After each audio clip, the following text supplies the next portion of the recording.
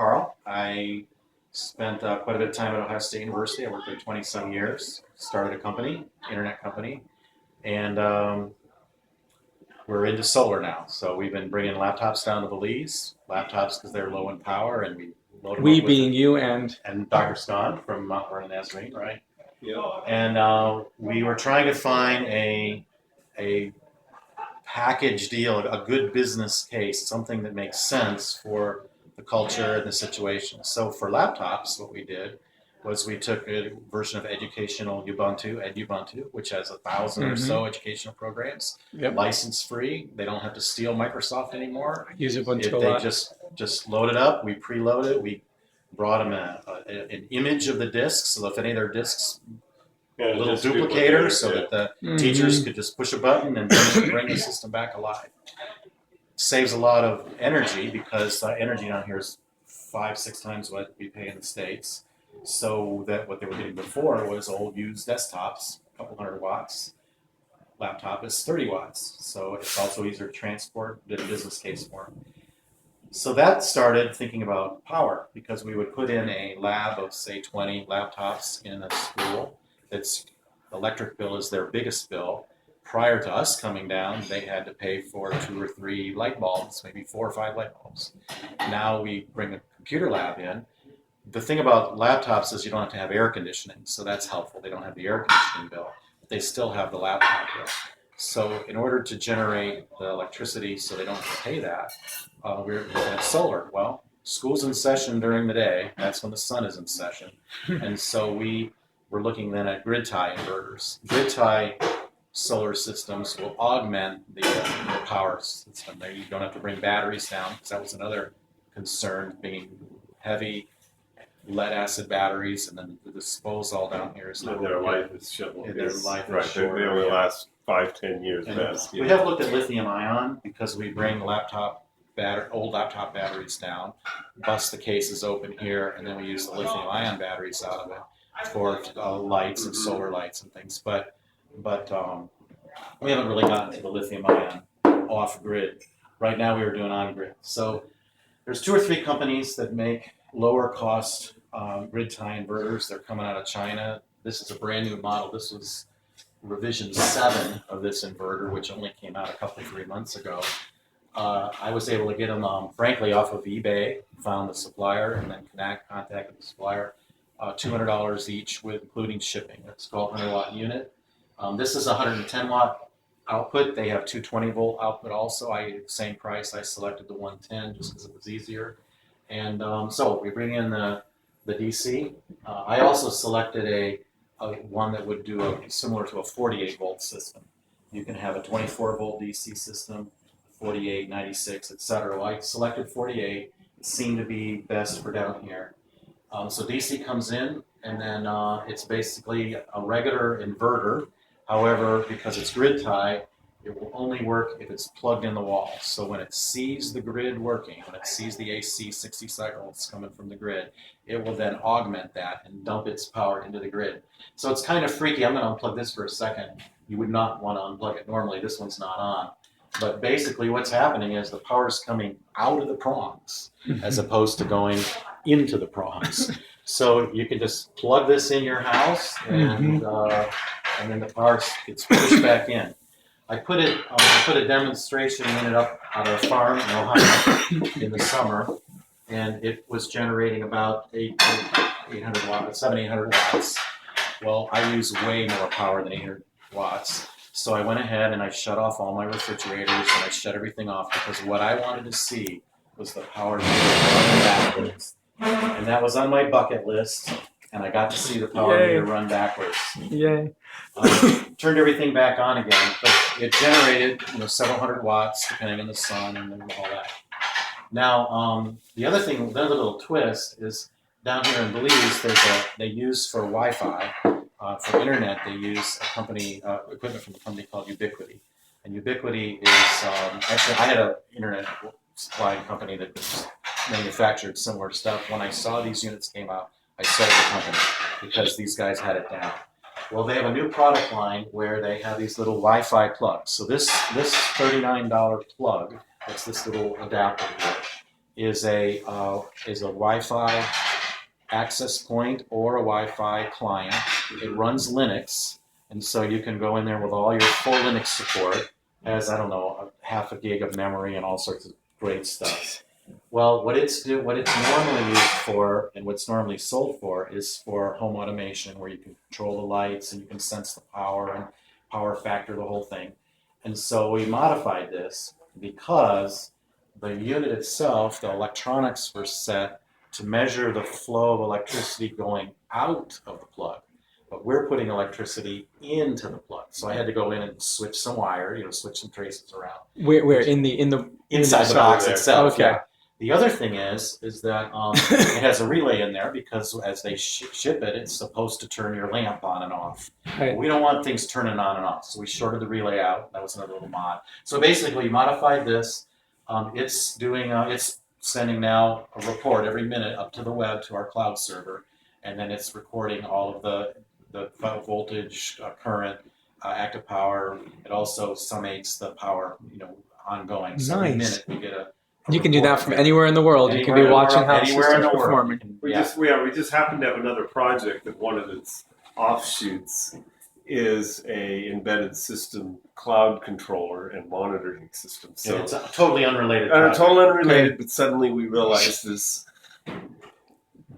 way of combining these two products. In fact, he's using this similar technology to automate his horse barn back home. My wife goes out at 10 o'clock at night to see if the doors are closed, if the horse buckets are frozen, and so that's it. You can do it from home. Stay under the covers. Yeah, you don't want to heat the water if it's 32 degrees out. You want to wait lower than 32, and then run the calculations on when to turn the thermostats on to heat the water so it doesn't freeze. So that's sort of another student project we're working with, but. We'll see. We're going to be back in March, and we'll see how many we got. We're going to have several systems we're putting up. We're putting up. This was our first, learning one down here, and now we're going to go and we're going to put it in St. Andrews and San Ignacio. We're going to put one in Secaucus at a school, and then there's a really rural village called Arnold. It's about 5 miles south of Benkei, and it's. Have you heard of Arnold? Yeah. We're going to put, they have very little money down there. So we're going to try to basically reduce their electric bills. And a little school out there, they have a couple hundred students, and they really only use a few hundred watts during the day. Right. And that's, this would hopefully be a good solution for them. We'll monitor it and decide. The other thing we're doing too is we're just educating the teachers and principals and administrators at the various schools on using LEDs for lighting, or using compact fluorescent, or trying to.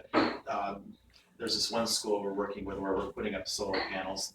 They came in, they had a security problem, and they had a team come in from the States and put up some 3 very high power lights. Yeah. Well, now that's costing them $200 a month, which they don't have the $200 a month, but they're worried about security. So we're going to try to cut that bill. So we found some inexpensive LED lights. Yeah. And now the solar is not going to help them at night, right? But as part of cutting their power down.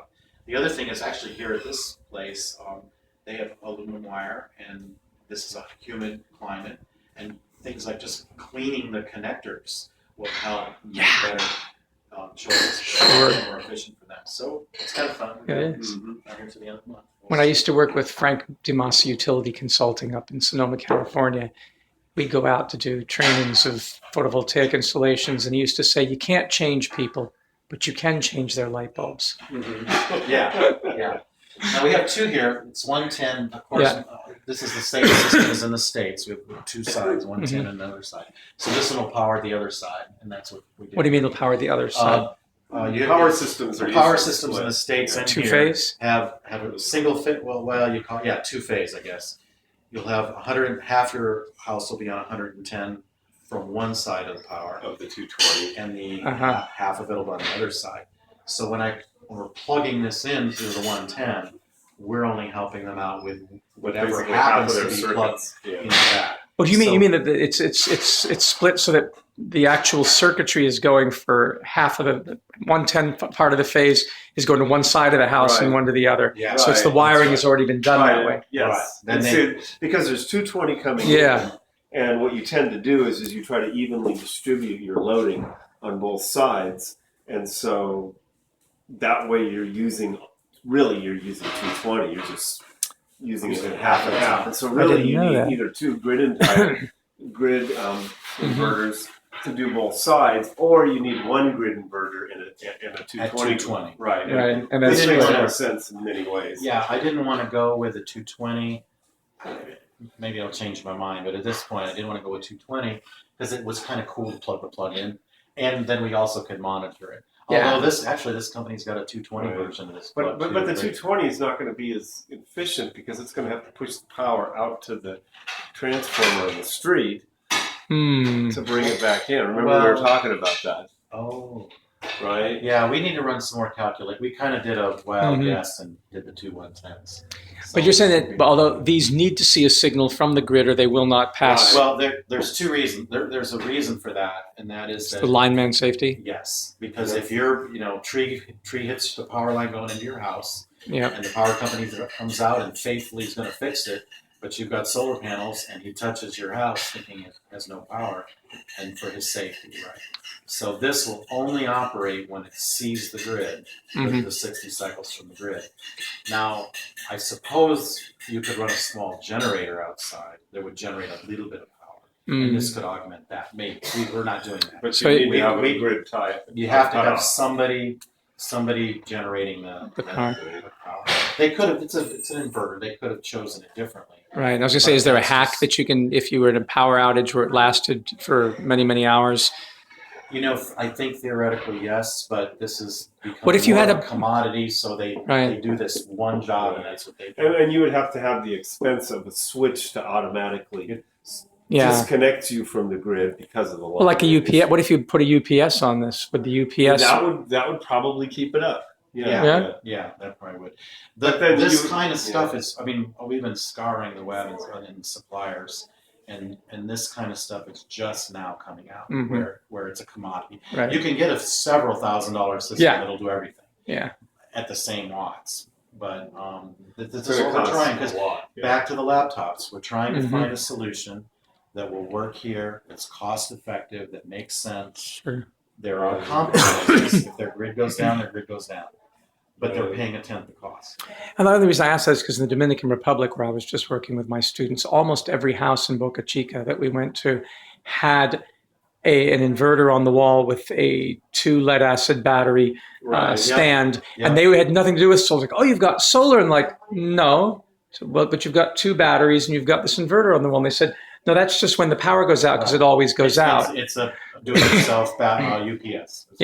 Basically. And, those will be getting better because traditionally they've been lead acid or they've been lead acid.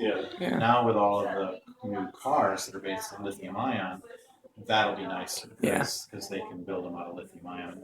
You made some. Yeah. Well, what we did homemade ones. Yeah. Well, we did in Guatemala, this group Soho that we work with, they brought down hundreds of these lamps that plugged into a small solar panel, and it would charge up the 3 NiCad 1.5 volt batteries. The problem is they didn't distribute them fast enough, and the batteries died. Yep. And once they died, they wouldn't. So what we did was we took hundreds of laptop cells, and we took every one of them apart, pre-charged the laptop cells, and I've been using one at home for 2 years now. You put the laptop cell in there, a used laptop.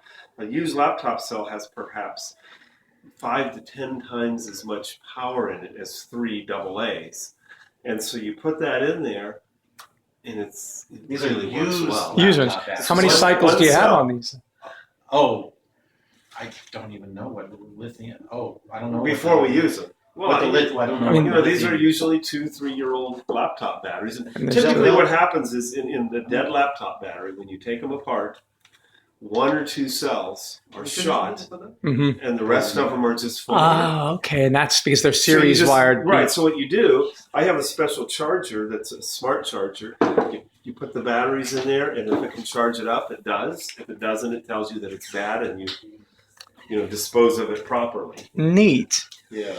Very cool. And so, one of the things that we've thought about is we could, and I've seen people have done this. You can, if you want to get hundreds and hundreds of discarded laptop batteries you could take and cherry pick all the best cells out of them, Mm-hmm. and you do need if you're going to have a large battery, you need a fancy charge controller that will monitor the voltage levels in each bank of cells. Otherwise, you burn them up, and literally you can Yeah, that can create an explode. explosion Yeah. with lithium-ion batteries if you don't charge them correctly.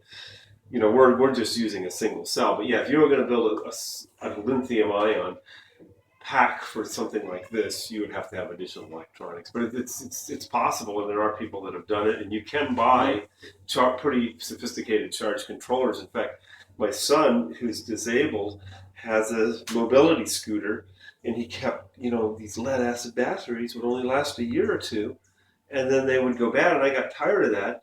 And so I had custom made in China. You could go on eBay and they say, "Well, you tell us the configuration, and we'll make them for you." It's cheap too. Right? yeah, and Oh. so it was what is it? Life PO Life batteries are these new type of lithium batteries that can be recharged 3,000 times. 3,000. The type in your laptop can It's like only be 300. recharged about 600 600. times. Yeah, Okay.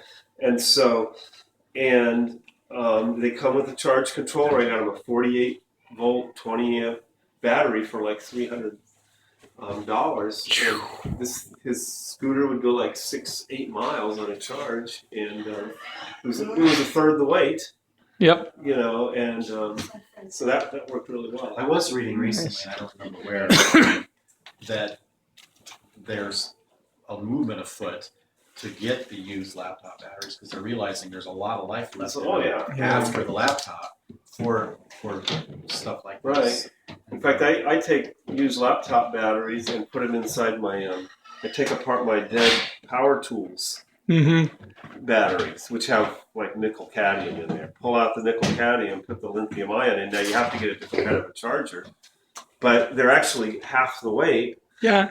And they work really nice. Have you ever used the destructive anode feature of zinc roofing or zinc nails or aluminum can tops? To make your own batteries? I take a joule-free circuit, and then I take a solder board, and I make it. I did this in Nepal, where I can run 5 super bright LEDs off of a single Coke can, and the reaction is you have to use a stainless steel cathode because the anode is the aluminum, and it's destructive. It eats away at the aluminum. The aluminum dissolves over time. But you take a drop of sodium hydroxide or potassium hydroxide, so Drano, basically drain cleaner. I carry a bottle of little crystals, and then it powers the lights. And I used it for my tent in Nepal for 2 weeks. So I could read a little book, and it's not very bright, but it's a little night light running off of. I used to carry a pocket full of Coke tabs,